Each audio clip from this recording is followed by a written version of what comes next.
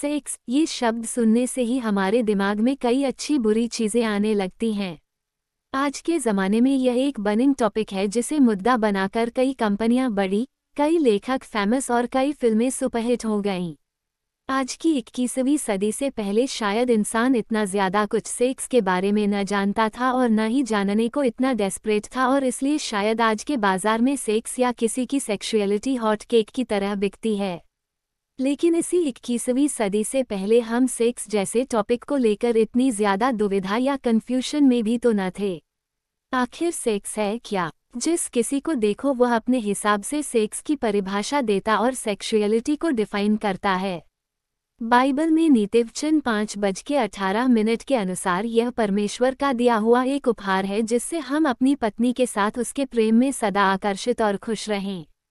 जी हाँ, पत्नी यानी कि शादी के बंधन में ही परमेश्वर ने रोमांस या रोमानियत और सेक्स को मान्यता दी है और उचित कहा है।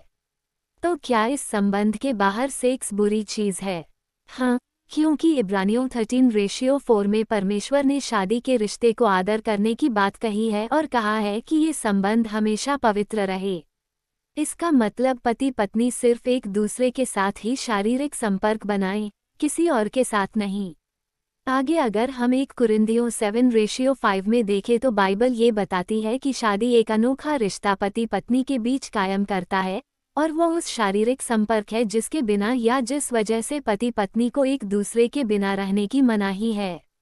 बाइबल कहती है, तुम एक दूसरे से अलग न रहो, लेकिन सिर्फ कुछ वक्त तक आपसी सहमति से की प्रार्थना कर पाओ और फिर एक साथ रहो। ऐसा न हो कि तुम्हारे असंयम के कारण शैतान तुम्हें परखे। यहाँ बाइबल कह रही है कि हमारी शारीरिक लालसाओं के कारण हम परीक्षा में पड़ जाते हैं, इसलिए पति पत्नी को एक दूसरे से अलग नहीं रहना चाहिए। इसी शारीरिक लालसा के कारण 1 कुरिन्थियों 7:9 में ये कहा गया है कि शादी कर लेना बेहतर है न कि वासना की आग में जलना। और तो और 1 कुरिन्थियों 7:3-4 के मुताबिक बाइबल पति पत्नी को एक दूसरे के ऊपर शारीरिक हक देता है। तो क्या सेक्स पवित्र चीज है? हाँ बिल्कुल, इसे हमें आदर और पवित्रता से देखना चाहिए, न कि लालसा, अभिलाषा या वासना की नज़र से। ये बात हमने ऊपर इब्रानियों 13:4 में भी देखी है, और यही बात 1 थिस्सलुनीकियों 4:3-5 में भी परमेश्वर ने कही है।